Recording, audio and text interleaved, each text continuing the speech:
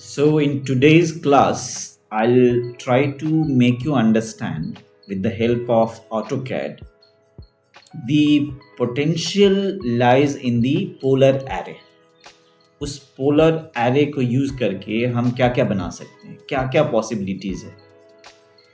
Generally मैं उसी को डिज़ाइनर मानता हूँ जो ज्योमेट्री के साथ प्ले करना जानता है, उसको एक्सप्लोर करना जानता है, एक्सपेरिमेंट करना जानता है, उसको एग्जाम्प्लीफाई करना जानता है। अगर वो जानते हो तो आप क्रिएटिव हो, नहीं तो क्या हो आप just you are wasting time, money and energy. 10-15 lakh glass cladded institute में पैसे दे देने से डिज़ाइनर कोई नहीं बनता। डिज़ाइनर बनता है अपनी क्रिएटिविटी से, क्वेश्चनिंग से, एनालिसिस से, रीजनिंग से। तो ये चीज़ डेवलप कैसे किया जाता है आज की क्लास में मैं आपको दिखाऊंगा कोई 7-8 पॉइंट्स में। सो पहला पॉइंट मैं ले रहा हूँ एरे विद टिल्ट एंगल। तो इसके लिए मैं 3D में जाऊंगा क्योंकि 3D में विजुलाइज करना, समझना सबके लिए आसान होता है। यहाँ जाने के बाद मैंने क्या करा कि कोई चीज़ ले लिया, सपोज सिलेंडर लेने के बाद मैंने इसको आइसोमेट्रिक में रखा और ये सिलेंडर मैंने बना दिया। वायर फ्रेम में है तो इसको कंसेप्चुअल में कर लेते हैं। उसके बाद मैंने कहा था टिल्ट एंगल। सो टिल्ट करने के लिए चाहो तो आप यहाँ से भी रोटेट कर सकते हो, 3D रोटेट, या 2D में जा कर के भी कर सकते हो। तो यहाँ गए, उसके बाद आप चाहो तो इसको ऑफ करो और साथ में तो किसके अलोंग आपको टिल्ट करना है, किसके अलोंग, X, Y, Z। इससे करने से तो कोई फ़ायदा नहीं, इससे करने से फिर भी कुछ फ़ायदा है। तो मैंने इसको टिल्ट कर लिया। अब आपको लगता है कि मैं 45 डिग्री देना चाहता हूँ तो 45 डिग्री दे दो, लेकिन ये कुछ ज़्यादा हो गया, मुझे 45 नहीं, शायद I am comfortable with just may be 9 degree. तो टिल्ट कर दिया मैंने। टिल्ट करने के बाद आप ध्यान से देखेंगे, इसको टिल्ट किया मैंने। अभी मैं आइसोमेट्रिक व्यू में, मैं जनरली बच्चों को समझाता हूँ कि आपकी क्रिएटिविटी ना बहुत लिमिट में रहती है अगर आप सिर्फ आइसो में चीज़ों को बनाएंगे। कई चीज़ें विजुलाइज नहीं कर पाते हैं, डेप्थ को आप समझ नहीं पाते हैं, इसीलिए फ्लैट मीडियम में करें। मतलब इसको हम फ्रंट व्यू में जाके कर सकते हैं, इसको हम साइड व्यू में जाकर कर सकते हैं, है ना। ये ईजियर है पोलर एरे करने के लिए, ठीक है। आप चाहते हो कि नहीं सर मुझे 3D में ही सिखाओ, चलो 3D में करके देखते हैं। अब हमने क्या करना है, एरे कौन सा वाला, पोलर एरे। Select object. अब आपके पास में फ्रीडम है, सेंटर पॉइंट कहीं भी ले सकते हो, मैंने यहाँ लिया। अब ये पता है आपको, ये पता नहीं है डेप्थ में कहाँ को लेगा सेंटर, फिर भी मैंने ले लिया। लेने के बाद मैंने आइटम्स इसको बढ़ाया, सपोज 33 करा। ये देखिए एक चीज़ बन गई। इसको ऑर्बिट करके हम देखते हैं। आप बताओ इस तरह की चीज़ से आप क्या बना सकते हो, क्या हो सकता है।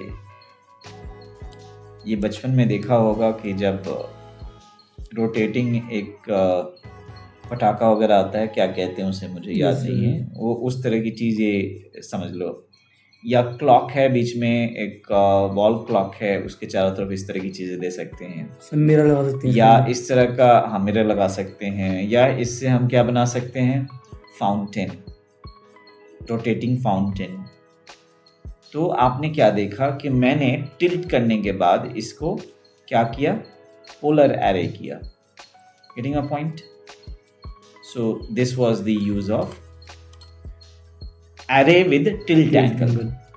अब ये टिल्ट एंगल आप किसी भी ज्योमेट्री के साथ कर सकते हो, 2D, 3D में भी कोई भी ज्योमेट्री लेकर आप इसको इस्तेमाल कर सकते हो।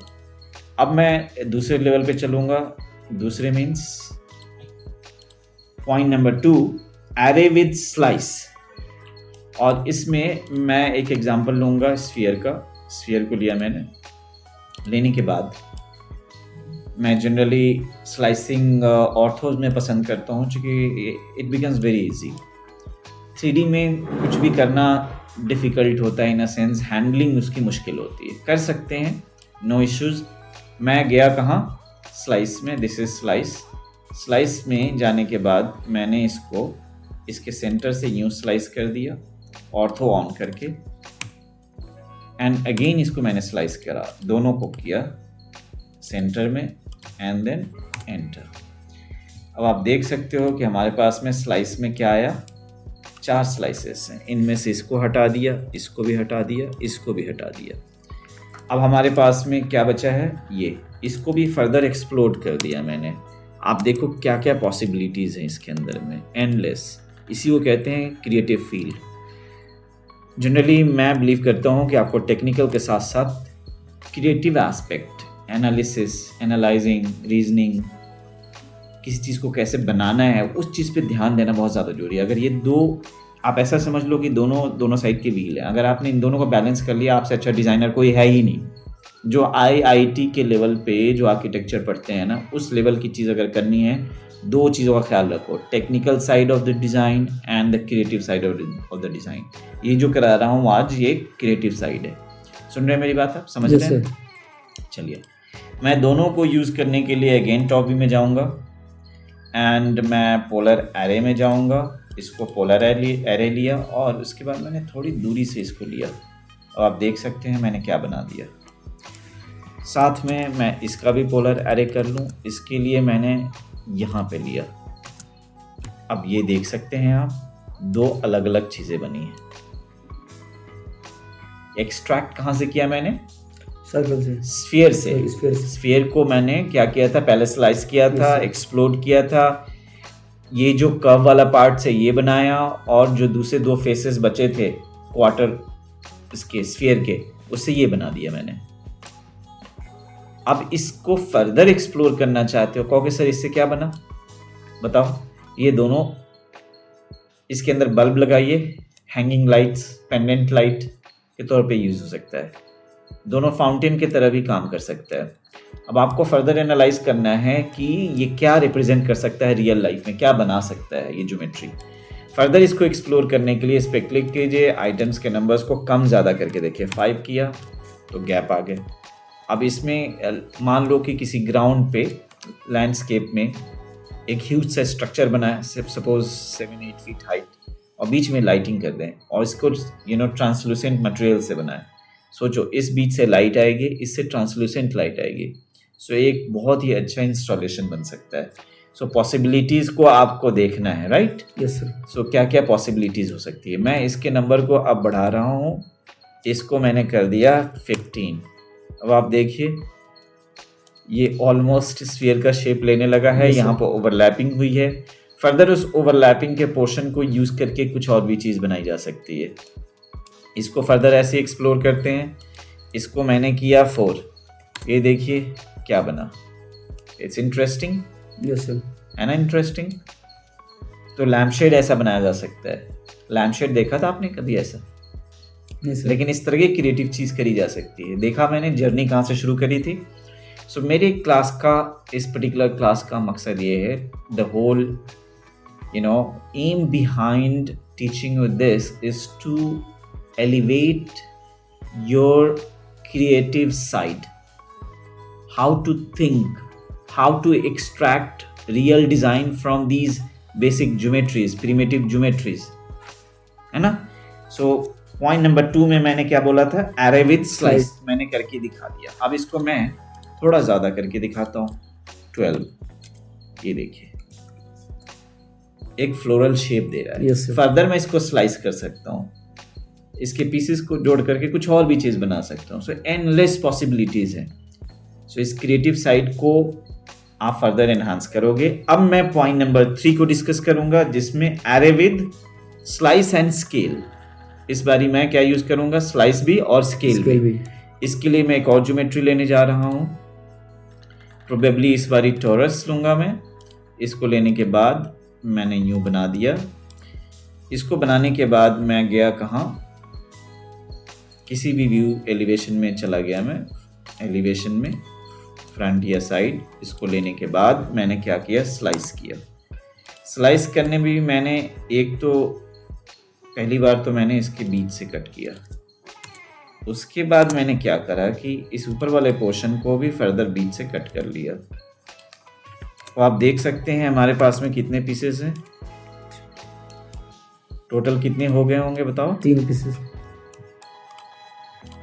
अब आप इसको कॉन्सेप्चुअल में रखो ताकि आपको समझ में आए। ये देखिए मैंने इसको लिफ्ट करा, इसको भी लिफ्ट किया, ठीक है। Yes sir. तो आप देख सकते हैं ये 50% है और ये क्वार्टर है ऑलमोस्ट, और ये इसके दोनों के बीच का है। अब आपकी मर्जी है कौन सा यूज करना चाहते हैं, इट्स योर चॉइस। सो इस बार हम क्या करें, array with slice and scale. तो स्लाइस एंड स्केल करने के लिए मैंने क्या करा कि इसको मैं कॉपी कर लेता हूँ, यहाँ लेके आता हूँ, ठीक है। उसके बाद स्लाइस कर तो दिया है, मैं स्केल करूँगा राइट। स्केल करने के लिए मुझे रिक्वायर्ड क्या होगा कि इसके मैं बहुत सारे सेट बना लूँ राइट। इसको मैंने सेट में बना लिया, देन स्केल डाउन किया इसको। ये कहता है कि कहाँ से करना है, तो सेंटर पॉइंट लिया मैंने, इसको 0.7 किया। इसको भी लिया मैंने स्केल करने के लिए और इसको 0.3 किया। ये 3 साइजेस दिख रहे हैं आपको? Yes sir. अब मैं गया कहाँ, टॉप व्यू में। टॉप व्यू में जाने के बाद कौन सा कमांड यूज़ करूँगा, पोलर एरे। यूँ लिया और इसके बाद मैंने ये देखिए, ये ऑलमोस्ट थोड़ा सा ज़्यादा रखूँगा मैं यहाँ। ये देखिए मैंने कोई चीज़ बनाई। आप कहोगे सर ये क्या बनाया आपने? ये चीज़ बनाई मैंने। अभी ये नंबर्स कम है, इस नंबर्स को मैं बढ़ाता हूँ, से इट इज़ 12 और 13। ये देखिए अब ये आपस में कनेक्ट हो गए। Yes sir. अब आपको क्या लग रहा है इस तरह की चीज़ कहाँ बनाई जा सकती है? सर ये क्या हो सकता है इस तरह का? सर जाली बन सकती है, तरह से जाली। यस, इस तरह की चीज़ें जाली की तरह यूज़ कर सकते हैं। जाली नहीं तो प्रिसाइजली मैं बताऊँ आपको कहाँ यूज़ कर सकते हैं। सर रोड पे जो यूज करते हैं। नहीं, मैं एक्सप्लोड कर रहा हूँ और एक्सप्लोड करने के बाद मैं इसमें से एक सेगमेंट को मूव कर लेता हूँ। आप समझने की कोशिश करना। आपने कभी सुना है एक चीज़ होती है मेडेलियन? क्या बताया मैंने? मेडेलियन। मेडेलियन। तो मेडेलियन क्या होता है? किसी भी रूम में जहाँ फ़ैन वैन लगा होता है, सेंटर होता है, वहाँ उसके नीचे आपने देखा होगा इस तरह की चीज़ लगाई जा सकती है। सो ये मेडेलियन का भी काम कर सकता है, ठीक है। और इस तरह के पैटर्न में हम मान लो कि ये ह्यूज स्पेस है, सपोज ये this is 50 by 50 feet area. So ये जो एरियाज़ हैं ये डिफरेंट कलर के फ्लावर्स इसमें हम यूज़ कर सकते हैं। इसको एज अ हार्डस्केप यूज़ कर सकते हैं, इसको सॉफ्टस्केप। ये पाथवेज एक तरह से गार्डन में, ह्यूज एरिया में। सपोज आपने ये कोई 1 या 2 एकड़ लैंड में किया है तो इसका एक अलग ही फ्लेवर होगा, एक अलग ही क्रिएटिव लेवल होगा। तो कैसे किया मैंने इसको, मैंने यूँ कर लिया। अब मैं आपको बताऊं कि इसको एज अ टेबल टॉप भी यूज़ कर सकता हूँ। इसके ऊपर ग्लास यूज़ किया और नीचे में लेग्स लगा दिए, टेबल टॉप की तरह यूज़ हो सकता है। Yes sir. फर्दर इसको और स्लाइस करके मैं छोटा भी कर सकता हूँ। एक चीज़ और कर सकता हूँ, इससे मैं आपको दिखाता हूँ। सो एंडलेस पॉसिबिलिटीज़ हैं जब आप क्रिएटिवली किसी चीज़ को करोगे। So you will really feel the difference.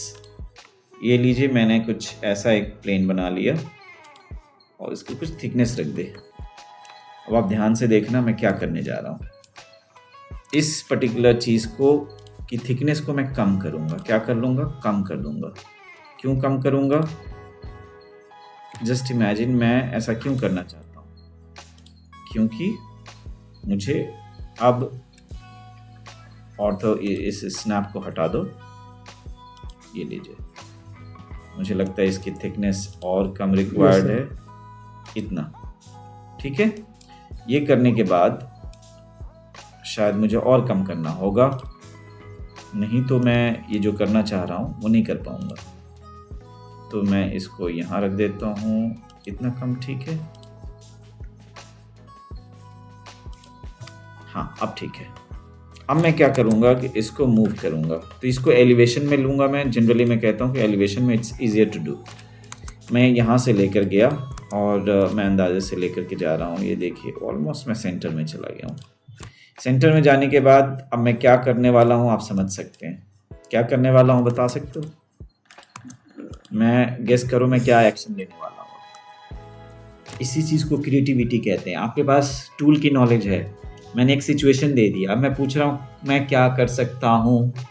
अब देखो मैं क्या कर सकता हूँ। सब्ट्रैक्ट। यस, अगर इस तरह की चीज़ें आप सोचने लगे हो तो आप क्रिएटिव हो रहे हो।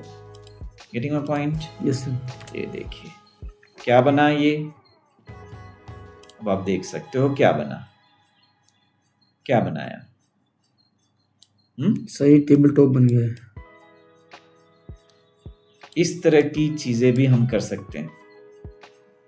जो जाली पैटर्न की बात कर रहे थे, किसी भी शीट फॉर्म की चीजों में हम इस Yes, तरह sir. की चीजें कर सकते हैं।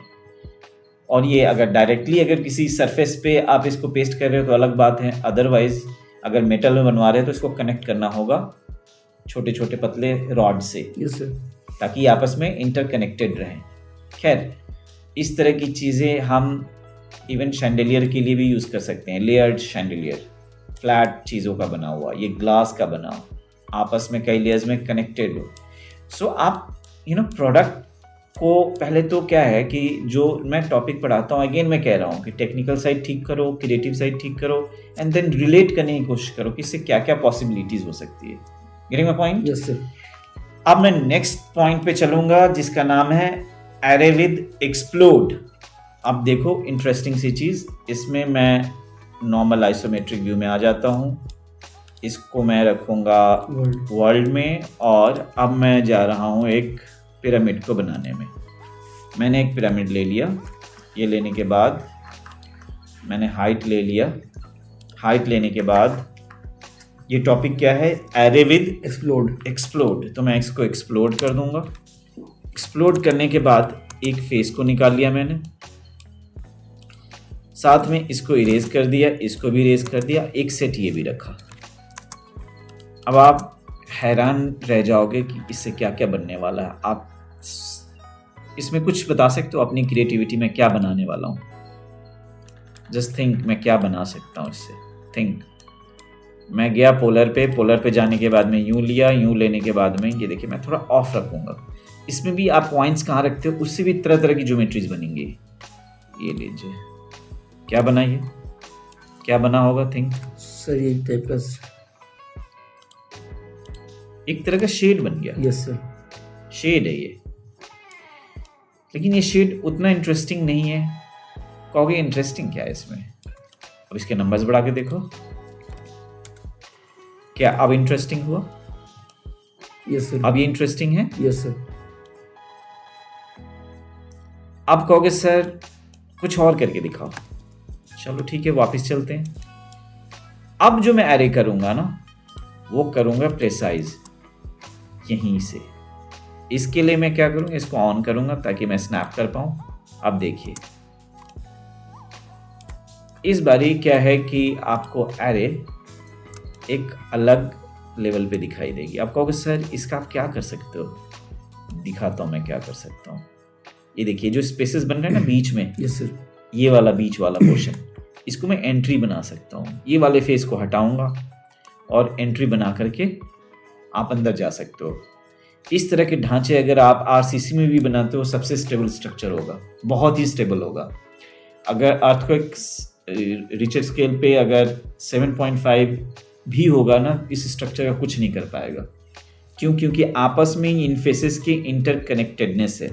और वैसे भी पता है आपको कि world's highest structure ever made by humans existed for longest period of time is the pyramid of Giza. Yes sir. Egypt. किसी इंसान ने सबसे ऊंचा स्ट्रक्चर हिस्ट्री में पीरियड वाइज सबसे लंबे पीरियड तक जो बनाई हुई है, सबसे ऊंचा स्ट्रक्चर वो है हमारा pyramid of Giza. Great pyramid of Giza. तो आज भी अगर आप पिरामिडिकल शेप को यूज करते हो तो सबसे स्टेबल स्ट्रक्चर बना सकते हो। और उसी से एक्सप्लोर करके मैंने ये चीज़ बनाया। तो स्ट्रक्चरल इंजीनियर्स के तौर पे भी आप सोच सकते हो। क्रिएटिविटी डजंट मीन आप एक कोई लाइट लैम्प बना रहे हो, चेयर बना रहे हो, पार्टीशन पैनलिंग बना रहे हो। आप ढांचा स्ट्रक्चर में installations outdoor, even super structure RCC structure में भी सोच सकते हो। सो क्रिएटिविटी की कोई लिमिट, कोई बाउंड्री नहीं है। You can create just anything very very stunning. अब उसके बाद मैं इस वाले के लिए एक्सप्लोर करके दिखाता हूँ। इस बारी मैं फ्रंट में गया हूँ। जनरली मैं टॉप में जा रहा हूँ, इस बारी मैं कहाँ गया हूँ? फ्रंट में। अब इमेजिन करो मैं क्या बनाने वाला हूँ। इसको लेने के बाद ऑलमोस्ट सेंटर में जाता हूँ मैं, ऑलमोस्ट सेंटर में। कहाँ जाता हूँ? ऑलमोस्ट सेंटर में। अब ये देखिए क्या बना, ये क्या बन गया? जस्ट इमेजिन ये क्या बना, ये क्या बना, ये देखिए। सही, इस तरह का मल्टी लेवल हम इस तरह की बिल्डिंग्स बना सकते हैं, सेल्फ बना सकते हैं, शेल्फ बना सकते हैं, रैक बना सकते हैं, कोई भी बाहर में ऐसे इंस्टॉलेशन बना सकते हैं। इंटरेस्टिंग तो तब होगा जब ये इसे बिल्डिंग बनाओ। Yes sir. देखो माइक्रो स्ट्रक्चर भी सोचो और मैक्रो स्ट्रक्चर भी सोचो, एक पेन स्टैंड भी सोचो, एक ह्यूज बिल्डिंग भी सोचो, इसके बीच में जितनी भी सारी चीजें आ रही हैं सब सोचो, लैंडस्केप में जितनी चीजें हो सकती हैं वो भी सोचो, राइट। इस तरीके से क्रिएटिविटी बढ़ा सकते हो आप। इसके नंबर्स को कम ज़्यादा करके भी हम देख सकते हैं। अगर मैंने इसको 4 किया, अब कैसा लग रही है? इस तरह कॉन्सेप्ट पे बिल्डिंग बनी हुई है, लेकिन इस शेप को यूज़ नहीं किया गया, उसमें शेप को यूज़ किया गया है सर्कुलर डिस्क। यहाँ पे हम डिस्क यूज़ नहीं कर रहे हैं। जस्ट इमेजिन इस तरह की चीज़ें हम कर सकें किसी बिल्डिंग में। Furthermore, you'll have to obviously experiment, and then only you can conclude that you're going to make a building out of it. Getting my point? Yes sir. अब मैं इसमें थिकनेस देने की कोशिश करता हूँ। इसको एक्सप्लोर किया, सारे फेसेस अलग, और मैं अब क्या करूँगा? एक्सट्रूड कमांड, ये देखिए एक्सट्रूड कमांड को मैं यूज़ कर लूँगा। इससे क्या होगा? एट अ टाइम मैं थिकनेस दे सकता हूँ। ये लीजिए, थिकनेस आ गई। अब आपको लग रहा है कुछ इसमें बनाया जा सकता है? पॉसिबिलिटीज हैं। यहाँ तक कि एक बहुत ही डिफिकल्ट व्हील बनाया जा सकता है, डिगर व्हील।